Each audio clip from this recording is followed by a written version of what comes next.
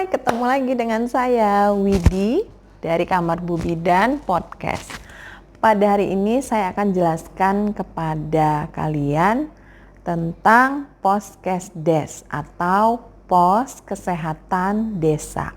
Sebelum saya jelaskan tentang Pos Kesehatan Desa, saya ingin menjelaskan dahulu apa itu desa siaga. Kalau kalian mau mengikuti sampai selesai, jangan lupa ambil buku kalian, ambil ballpoint kalian boleh mencatat apa yang saya jelaskan. Siapa tahu kalian membutuhkannya suatu hari. Saya mengambil materi saya dari berbagai sumber, salah satunya dari buku Juknis Kementerian Kesehatan, kemudian dari sumber-sumber lain seperti jurnal dan buku-buku pelajaran yang lain. Saya akan menjelaskan tentang Poskesdes. Desa siaga itu dibentuk oleh pemerintah untuk dapat mengatasi masalah yang terjadi di masyarakat, masalah kesehatan khususnya. Kenapa dibentuk desa siaga? Karena sering sekali masalah kesehatan itu tidak kunjung selesai. Jadi diharapkan oleh pemerintah dengan adanya desa siaga, ada unit-unit terkecil yang bisa membantu masyarakat dengan pemerintah menjembatani. Jadi di desa siaga itu juga ditempatkan kita, tenaga kesehatan, juga ada bidan di dalamnya. Nah, apa saja fungsi desa siaga? Saya akan menjelaskan lebih lanjut kepada kalian. Sebelum kita lanjutkan, jangan lupa subscribe, like, dan share Kamar Bu Bidan Podcast. Thank you.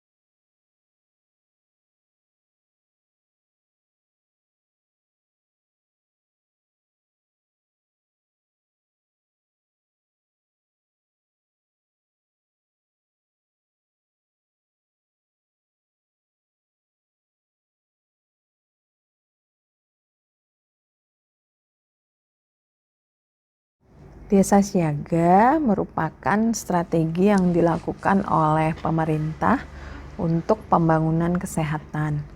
Nah, desa siaga ini lahir dari respon pemerintah terhadap masalah kesehatan yang ada di Indonesia. Yang masalah itu nggak pernah kunjung selesai gitu loh. Jadi salah satunya adalah tingginya angka kematian ibu dan bayi. Munculnya kembali berbagai penyakit lama seperti TBC, kemudian penyakit baru yang bersifat pandemik. Kalau sebelumnya ada SARS, HIV/AIDS atau flu burung. Nah, sekarang sudah ada lagi yang terbaru yang sedang kita alami, yaitu COVID-19 atau pandemi terhadap wabah virus corona yang melanda seluruh dunia. Nah, desa siaga ini sendiri salah satu bentuk dari reorientasi pelayanan kesehatan dari sebelumnya yang bersifat sentralistik dan top down menjadi lebih partisipatif dan bottom up. Nah, berdasarkan keputusan Menteri Kesehatan tentang pedoman pelaksanaan pengembangan desa siaga, itu ada tertulis di Permenkes, keputusan Menteri Kesehatan Republik Indonesia nomor 564 Menkes atau Menkes /SK/62/2006 tentang pedoman pelaksanaan pengembangan desa siaga.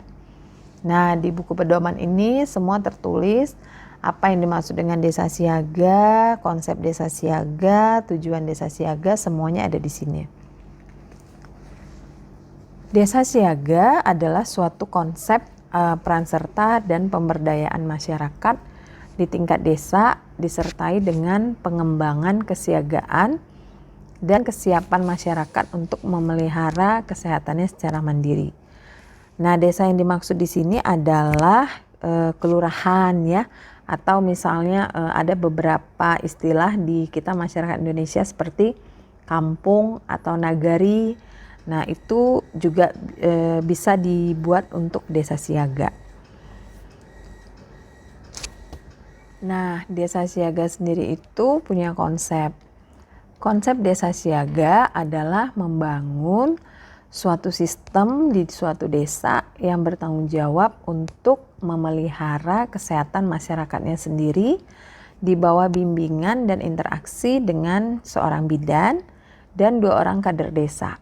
Jadi di sini ada petugas kesehatan yang bertanggung jawab terhadap keberlangsungan desa siaga. Salah satunya adalah bidan. Itulah sebabnya kenapa ada bidan ditempatkan di desa-desa. Dan ada yang membantu 2 orang kader. Nah, di samping itu juga dilibatkan berbagai pengurus desa untuk mendorong peran serta masyarakat dalam program kesehatan seperti imunisasi dan posyandu.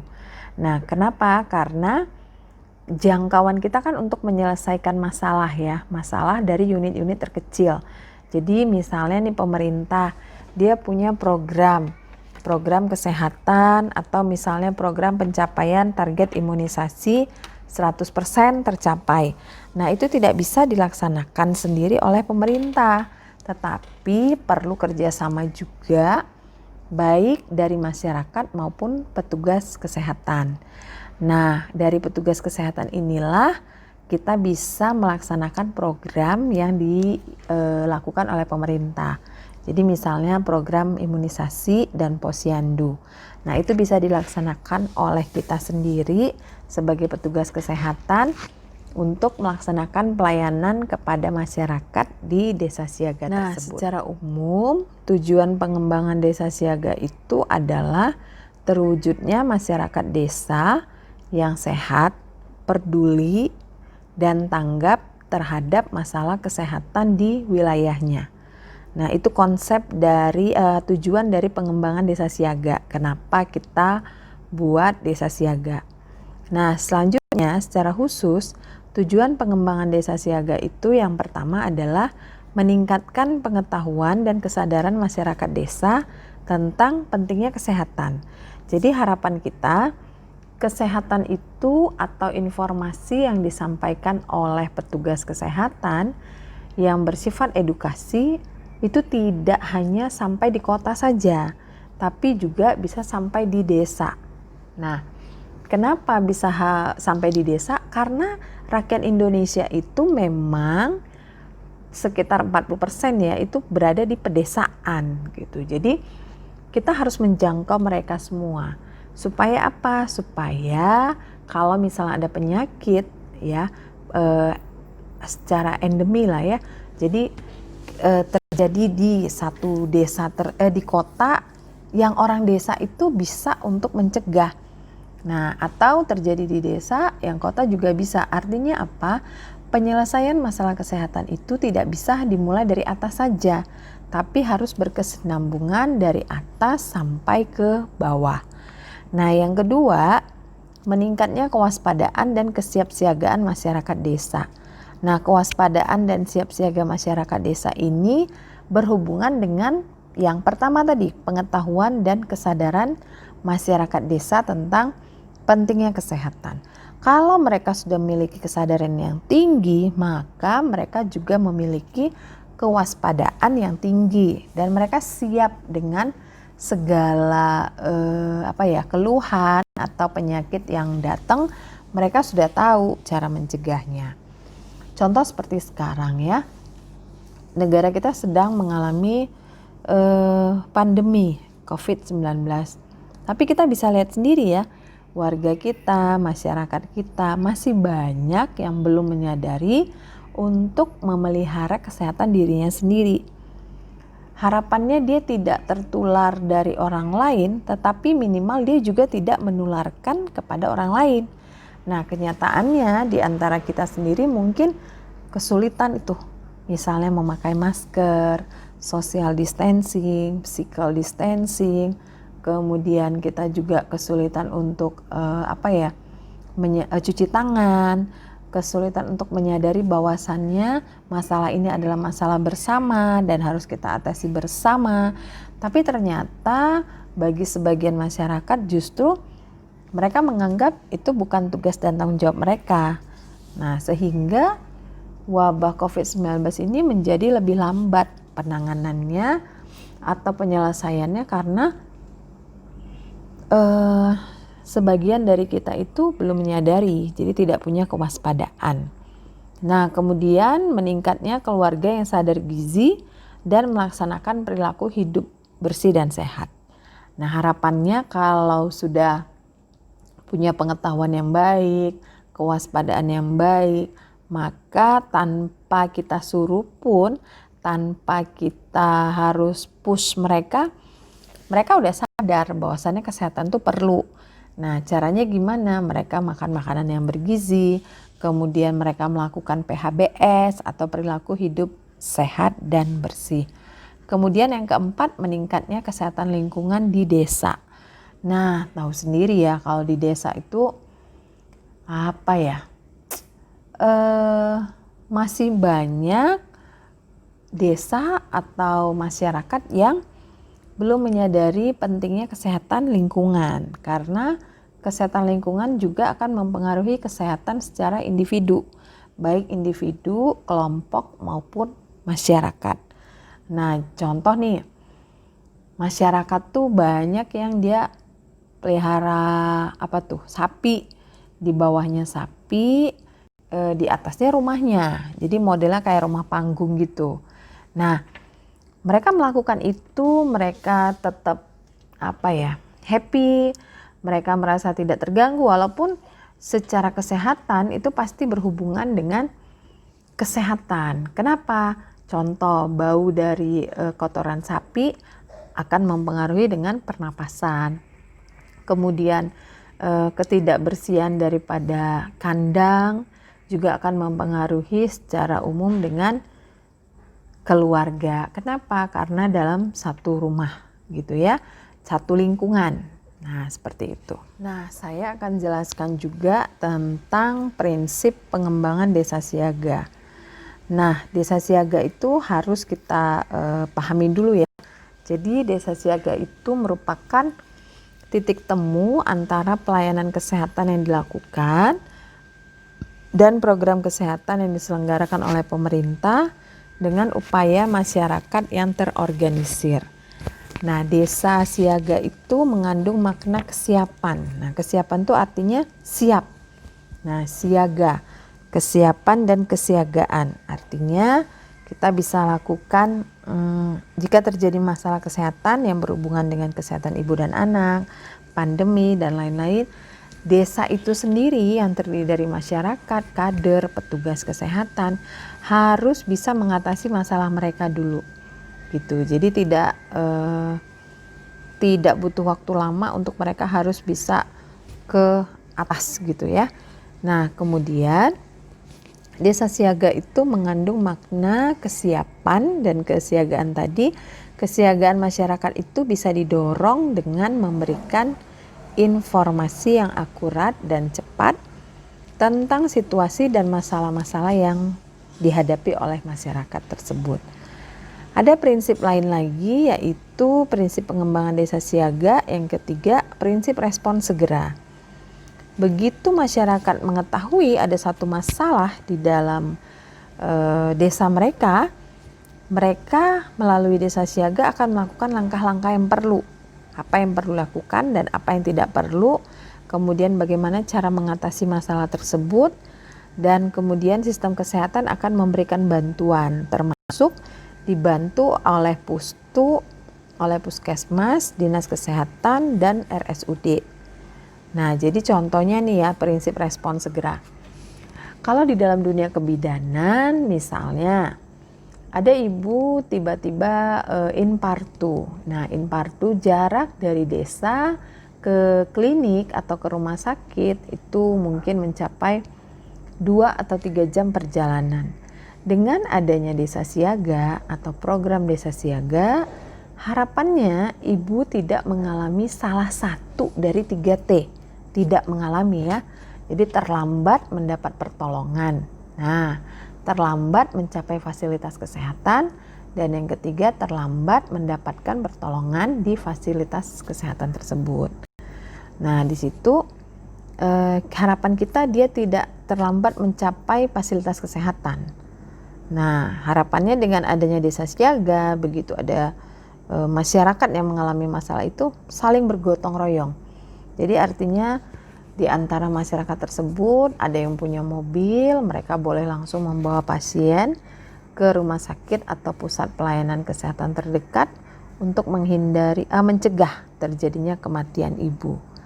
Nah, desa siaga adalah wadah ya, atau tempat bagi masyarakat dan sistem pelayanan kesehatan untuk menyelenggarakan berbagai program kesehatan. Nah, secara organisasi, koordinasi dan kontrol dari proses pengembangan desa siaga ini dilakukan oleh organisasi desa siaga. Nah, organisasi desa siaga ini berada di tingkat desa, kelurahan, dengan penanggung jawab umum adalah kepala desa atau lurah. Nah, sedangkan kalau untuk harian yang bertugas di lapangan seperti pemetaan, berapa jumlah balita, berapa yang imunisasi, berapa yang tidak, kemudian pemetaan ibu hamil, di wilayah mana yang paling banyak ibu hamilnya, kira-kira punya masalah enggak dengan kehamilannya, berisiko tinggi atau tidak. Nah, itu juga tugas daripada penanggung jawab desa siaga. Kemudian membantu administrasi di Poskesdes dan lainnya. Saya akan melanjutkan kembali tentang kegiatan pokok desa siaga. Nah, kegiatan pokok desa siaga itu yang pertama adalah surveillance dan pemetaan. Setiap masalah kesehatan yang terjadi dari rumah tangga atau keluarga akan kita catat dalam kartu sehat keluarga. Nah, kenapa kita perlu mencatat? Itulah fungsi dari surveillance. Kita memantau, kemudian kita lakukan pemetaan. Jadi, pemetaan terhadap permasalahan kesehatan yang paling banyak timbul atau terjadi. Selanjutnya, semua informasi tersebut akan direkapitulasi dalam sebuah peta atau spesial. Pada peta tersebut dipaparkanlah di Poskesdes atau pos kesehatan desa. Nah, selanjutnya yang kedua adalah perencanaan partisipatif. Perencanaan partisipatif ini adalah perencanaan yang dilaksanakan melalui survei mawas diri atau SMD dan musyawarah masyarakat desa. Nah, survei mawas diri ini atau setelah mawas diri, jadi SMD atau TMD istilahnya ya, atau CSS atau Community Self Survey, bertujuan agar tokoh masyarakat itu telah mampu atau melakukan mawas diri untuk desanya sendiri. Kenapa tokoh masyarakat? Karena tokoh masyarakat itu biasanya memiliki pengaruh yang cukup besar untuk masyarakat. Jadi misalnya tokoh masyarakat itu adalah orang yang dituakan, kemudian pemuka-pemuka agama, kemudian tokoh-tokoh sejarah atau tokoh-tokoh yang memahami betul tentang permasalahan lingkungan tersebut. Nah, kemudian survei harus dilakukan oleh tokoh-tokoh masyarakat itu dengan bimbingan dari tenaga kesehatan. Nah, kalau sudah SMD, desa siaga itu akan menentukan prioritas masalahnya. Apa masalah terbesar mereka? Nah, kemudian selanjutnya melalui MMD, desa siaga itu menentukan target dan kegiatan yang akan dilaksanakan untuk mencapai target tersebut. Nah, setelah itu barulah dilakukan penyusunan anggaran. Nah, penyusunan anggaran ini berguna untuk membantu masyarakat itu sendiri mengatasi masalah kesehatan mereka. Penyusunan anggaran bisa didapatkan dari dana pemerintah yang sudah tersedia. Apabila dirasa terbatas, maka untuk mewujudkan desa siaga secara bersama-sama, masyarakat akan mendapatkan atau mengumpulkan dana mandiri untuk bisa mengatasi permasalahan kesehatan mereka. Nah, kemudian yang ketiga adalah mobilisasi sumber masyarakat. Melalui forum desa siaga, masyarakat tuh diharapkan bisa memberikan kontribusi dana sesuai dengan kemampuan mereka. Nah, dana yang terkumpul itu bisa dipergunakan sebagai tambahan biaya operasional Puskesdes. Nah, yang tadi saya jelaskan di awal adalah dana mandiri, ya. Nah, desa siaga juga bisa mengembangkan kegiatan peningkatan pendapatan. Misalnya dengan mereka mendirikan koperasi desa secara bersama-sama dengan masyarakat. Mobilisasi sumber daya masyarakat sangat penting agar desa siaga dapat berkelanjutan atau sustainable. Nah, selanjutnya kegiatan pokok desa siaga adalah kegiatan khusus. Nah, kegiatan khusus itu apa? Nah, desa siaga mengembangkan kegiatan khusus yang efektif mengatasi masalah kesehatan yang diprioritaskan. Nah, dasar penentuan kegiatan itu adalah pedoman standar yang sudah ada untuk program tertentu. Seperti misalnya nih, penyakit malaria. Nah, sudah ada pedomannya untuk mengatasi atau tata laksana penyakit malaria. Nah, kemudian TBC atau tuberkulosis dan lain-lain. Nah, dalam mengembangkan kegiatan khusus ini, ya, kan kegiatan khusus berarti spesial tersendiri. Nah, pengurus desa siaga itu dibantu oleh fasilitator dan pihak puskesmas terkait. Kenapa desa sendiri ditanggung-jawabi oleh puskesmas tersebut. Nah, kemudian ada monitoring kinerja. Monitoring berarti memantau kinerja dari masyarakat dan pihak-pihak terkait untuk mewujudkan desa siaga tersebut. Monitoring itu menggunakan peta rumah tangga sebagai bagian dari surveillance rutin.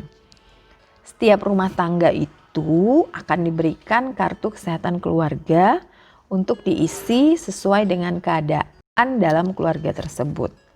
Kemudian pengurus desa siaga atau kader secara berkala akan mengumpulkan data dari kartu kesehatan dan dimasukkan ke dalam peta desa. Nah, itulah fungsinya surveillance tadi yang di awal kita jelaskan dan pemetaan. Kenapa di awal surveillance dan pemetaan? Karena kita tidak bisa memonitoring kinerja kalau ternyata hasil surveillance-nya itu tidak bisa menemukan masalah atau tidak bisa menjelaskan masalah yang ada di masyarakat tersebut.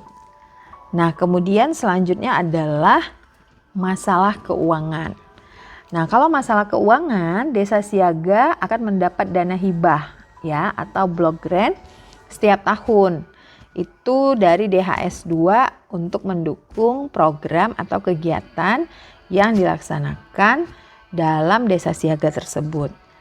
Nah, besarnya sesuai dengan proposal yang diajukan dan proposal itu sebelumnya pasti sudah diperiksa oleh Dewan Kesehatan Desa, Kepala Desa, fasilitator, dan puskesmas.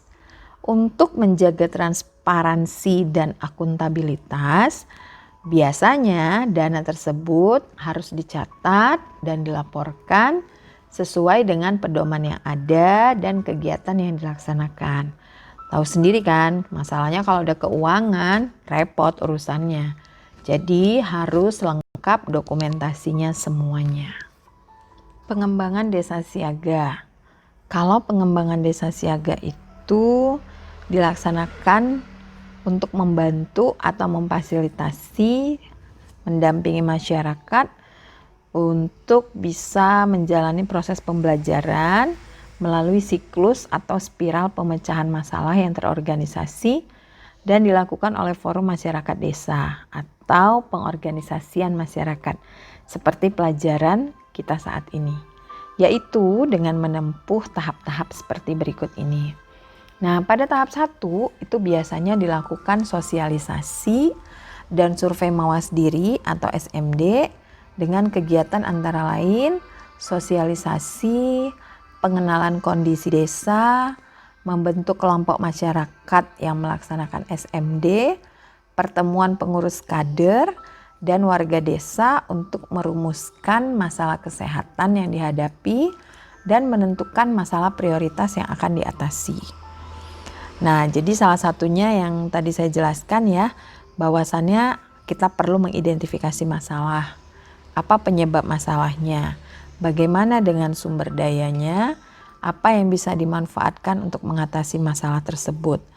Kemudian yang kedua, mendiagnosis masalah, merumuskan alternatif pemecahan masalah, menetapkan alternatif pemecahan masalah, dan yang terakhir adalah memantau dan mengevaluasi serta membina kelestarian upaya yang sudah dilakukan untuk tetap untuk meningkatkan kualitas dari desa siaga tersebut.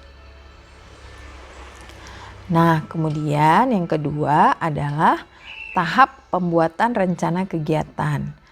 Nah, aktivitasnya itu biasanya kita mulai dari penentuan prioritas masalah dan perumusan alternatif pemecahan masalah.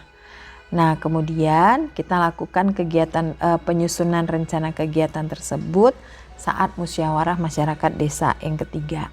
Jadi ada MMD 1, MMD 2, dan MMD 3. Nah, dalam pengembangan desa siaga juga diperlukan forum komunikasi antar masyarakat, yaitu dibagi menjadi 4 mani dan pelaporan. Musyawarah masyarakat desa, gerakan masyarakat desa, dan survei mawas diri. Pengembangan tim petugas itu diawali dengan awal kegiatan. Kenapa? Karena tim petugas inilah yang bertanggung jawab untuk membentuk atau tercapainya desa siaga tersebut. Nah, salah satunya adalah persiapan para petugas kesehatan yang berada di wilayah puskesmas, baik petugas kesehatan secara teknis maupun petugas administrasi. Nah, persiapan para petugas itu bisa berupa sosialisasi, pertemuan atau pelatihan yang bersifat konsolidasi yang disesuaikan dengan kondisi setempat. Keluaran atau output dari langkah ini adalah para petugas yang dapat memahami tugas dan fungsinya serta siap bekerja sama dalam satu tim untuk melakukan pendekatan kepada tokoh masyarakat. Nah, kemudian ada pengembangan tim di masyarakat. Kalau tadi pengembangan tim petugas, kalau sekarang adalah pengembangan tim di masyarakat. Nah, kita perlu nih supaya apa? Supaya para petugas, tokoh masyarakat, dan masyarakat forum masyarakat desa bisa mengetahui dan mau bekerja sama dalam satu tim untuk mengembangkan desa siaga. Nah, kita juga perlu melakukan pendekatan kepada Thomas atau tokoh masyarakat supaya mereka memahami dan mendukung khususnya dalam membentuk opini masyarakat guna menciptakan iklim yang kondusif bagi pengembangan desa siaga. Kemudian ada survei mawas diri atau disebut dengan TMD dan CSS. Nah, kemudian keluaran atau output dari SMD ini berupa identifikasi masalah kesehatan atau daftar potensi dari desa yang bisa didayagunakan untuk mengatasi masalah kesehatan. Nah, bentuknya dari SMD ini bisa seperti curah pendapat, kemudian pengisian kartu mawas diri. Nah, kemudian juga ada observasi lapangan dan penyajian datanya berupa data masalah dan data potensi. Nah, kemudian saya akan menjelaskan juga tentang suatu kelurahan atau desa dikatakan sebagai desa siaga yang aktif kalau penduduknya bisa mengakses pelayanan kesehatan dasar setiap hari. Jadi banyak sih status desa siaga tapi dia nggak aktif gitu. Nah, jadi disebut aktif kalau penduduknya bisa mengakses pelayanan kesehatan dasar. Yang kedua, mereka bisa mengembangkan UKBM atau upaya kesehatan bersumber daya masyarakat. Kemudian bisa melaksanakan SBM atau surveillance berbasis masyarakat. Seperti memantau penyakit, pemantauan kesehatan ibu dan anak, pemantauan gizi. Nah, jadi angka stunting itu bisa kita ketahui. Kemudian penyebab stuntingnya apa karena ekonomi, apa karena penyakit, atau karena di masa hamil. Kemudian ada pemantauan lingkungan dan perilaku. Kemudian penduduk bisa memahami dan mengatasi kedaruratan kesehatan yang terjadi di sekitar mereka. Kemudian yang paling utama nih, paling penting, penduduk bisa memahami cara penanggulangan bencana pada masyarakat dengan menerapkan PHBS atau perilaku hidup sehat.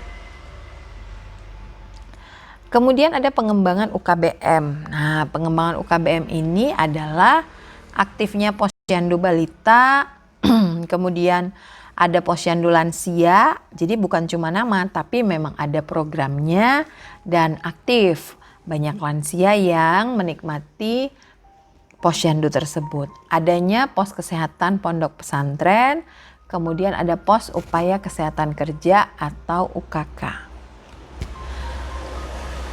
Nah, salah satu beberapa perilaku hidup sehat dan bersih atau PHBS. Yang pertama, melaporkan segera kalau dirinya, keluarganya atau tetangganya menderita penyakit menular. Nah, ini untuk kondisi saat ini dengan COVID-19, kesulitan kita adalah kita tidak berani melapor, bukan karena tidak mau, tapi memang itu tadi, informasi yang beredar di masyarakat itu lebih dulu yang nyampe itu yang negatif. Nah, bukan yang positifnya nih. Jadi ceritanya itu adalah misal ya, COVID-19. Kalau ada yang kena COVID, dia akan menularkan ke yang lain dan akhirnya mereka tidak mau melaporkan, kemudian mereka tidak mau mengkarantina diri mereka karena mereka merasa dikucilkan. Nah, padahal harusnya ketika dia melapor, keluarga, tetangga, teman itu mensupport gitu loh. Kemudian memanfaatkan dan menanam tanaman obat keluarga atau toga, artinya memanfaatkan lingkungan yang ada.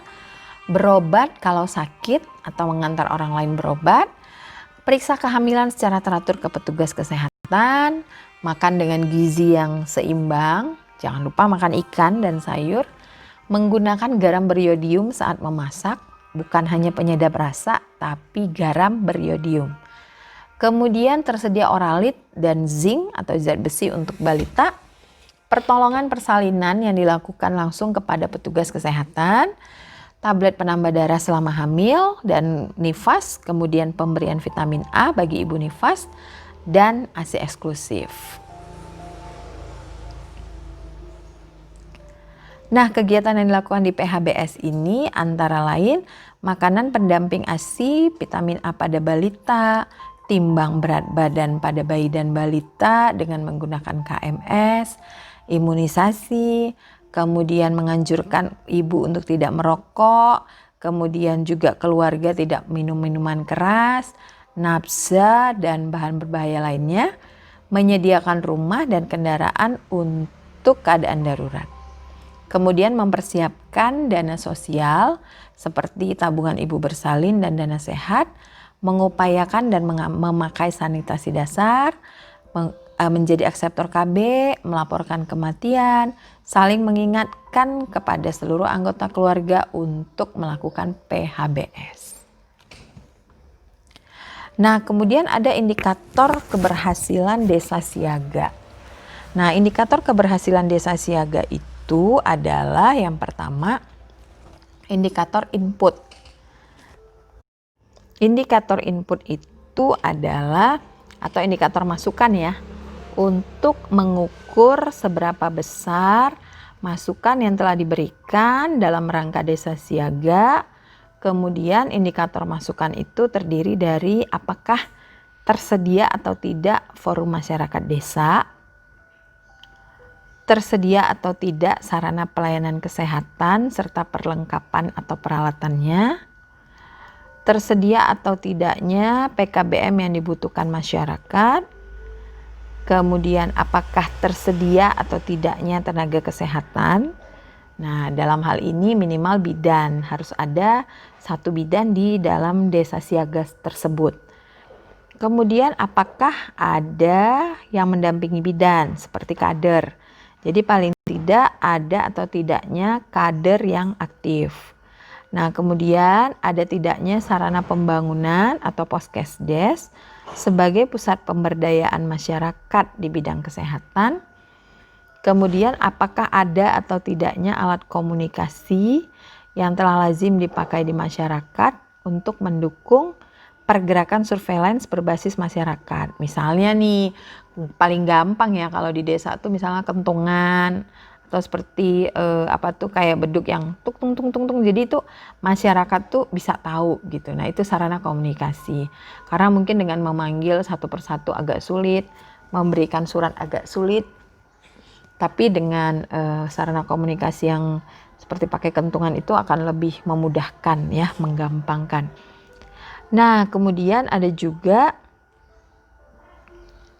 indikator yang kedua ya, indikator proses. Nah, indikator proses itu adalah indikator yang dilakukan untuk mengukur. Nah, proses berarti sudah berjalan. Mengukur seberapa aktif upaya yang bisa dilakukan di suatu desa tersebut dalam rangka pengembangan desa siaga. Nah, indikator proses ini meliputi frekuensi pertemuan forum masyarakat desa. Berapa kali nih pertemuannya? Nah, kemudian yang kedua, berfungsi atau tidak UKBM-nya. Nah, kemudian ada atau tidak pembinaan dari puskesmas tentang PONET ya, pelayanan obstetri neonatal esensial dasar. Kemudian berfungsi atau tidak sih UKBM yang ada. Kalau tadi UKBM di Poskesdes, sekarang UKBM yang ada. Kemudian apakah berfungsi atau tidak sistem kegawat daruratan dan penanggulangan kegawat daruratan dan bencana. Ada tidaknya kunjungan rumah kadarsi dan PHBS, atau ada tidaknya deteksi gangguan jiwa di tingkat rumah tangga. Nah, kemudian ada indikator output atau keluaran adalah mengukur seberapa besar hasilnya. Kalau tadi proses itu adalah sedang berlangsung, sekarang sudah dilakukan, bagaimana hasilnya?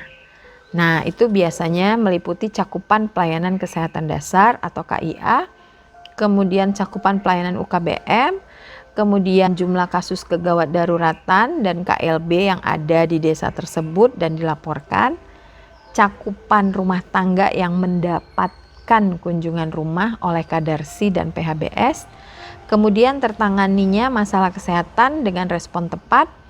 Indikator dampak adalah indikator untuk mengukur seberapa besar. Nah, ini yang terakhir ya. Jadi dampak itu atau outcome. Indikator outcome itu mengukur seberapa besar dampak dari kegiatan desa yang sudah dilakukan dalam rangka mengembangkan desa siaga, meliputi jumlah penduduk yang menderita sakit.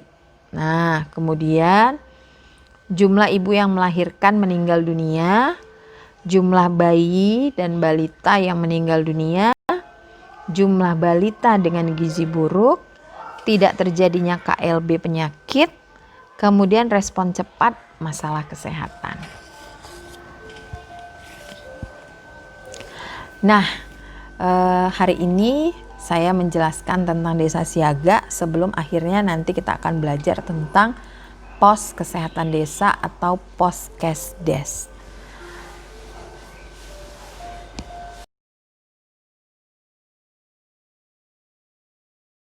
Oke, sekarang saya akan menjelaskan kalian tentang sumber daya dari Poskesdes.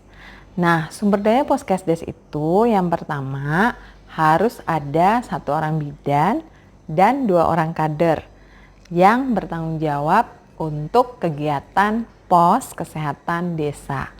Nah, kemudian harus ada juga bangunan atau gedung atau bisa juga tempat yang bisa membantu bidan dan kader untuk melaksanakan kegiatan pelayanan kesehatan kepada masyarakat. Nah, kemudian ada juga sarana pendukung untuk penghubung Salah satunya adalah tersedianya telepon atau handphone yang bisa membantu sarana komunikasi antara masyarakat dengan bidan sebagai petugas kesehatan. Pembangunan Poskesdes itu bisa dilakukan dengan berbagai cara. Salah satunya adalah dengan tersedianya Polindes atau Pondok Bersalin Desa. Jadi, karena di desa tersebut biasanya desa siaga itu dibentuk karena jarak atau kondisi geografi yang kurang baik. Jarak antara desa ke fasilitas pelayanan sangat jauh, sehingga dibentuklah desa siaga. Nah, desa siaga ini di dalamnya juga ada Polindes. Nah, Polindes atau Pondok Bersalin Desa. Jadi diharapkan kepada masyarakat atau kepada ibu hamil yang membutuhkan pertolongan, kemudian akan bersalin, tidak perlu jauh-jauh harus melewati jarak yang sangat jauh yang menimbulkan risiko kepada ibu, tapi bisa dilakukan di Polindes untuk bersalin. Tentu saja tanpa memiliki kelainan.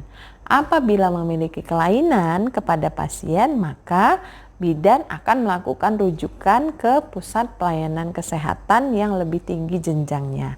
Selain Polindes, kita juga memerlukan atau memanfaatkan yang ada di desa tersebut. Contoh, balai RT, kemudian balai RW, kemudian juga bisa balai desa.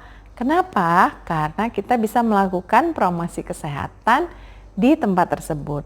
Kita bisa mengundang masyarakat atau penduduk yang ada di desa tersebut untuk kita bisa memberikan pemahaman atau promosi kesehatan kepada mereka dan bisa mengedukasi mereka secara bersama-sama.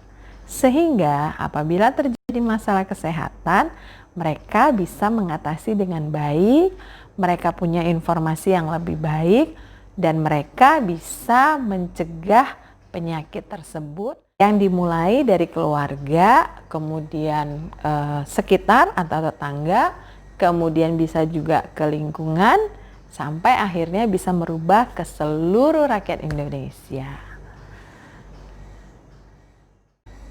Nah, gimana nih? Kan tadi sudah belajar bersama saya, hampir 1 jam kita belajar tentang desa siaga. Mungkin di antara kalian ada yang memiliki pertanyaan, boleh dituliskan di kolom komentar. Nanti kita akan lihat. Bisa juga masukkan dari kalian materi atau topik apa kira-kira yang bisa kita bawakan untuk bisa berbagi ilmu bersama kalian. Baik, terima kasih sudah menonton channel YouTube saya, Kamar Bu Bidan Podcast. Kesehatan selalu melimpahi kalian. Sampai bertemu lagi. Semoga ilmunya bermanfaat. Jangan lupa subscribe, like, kemudian kalian boleh share ke teman-teman kalian sehingga kita bisa bertumbuh bersama, maju bersama, dan menciptakan Indonesia sehat dan tenaga kesehatan terbaik di Indonesia. Salam sehat.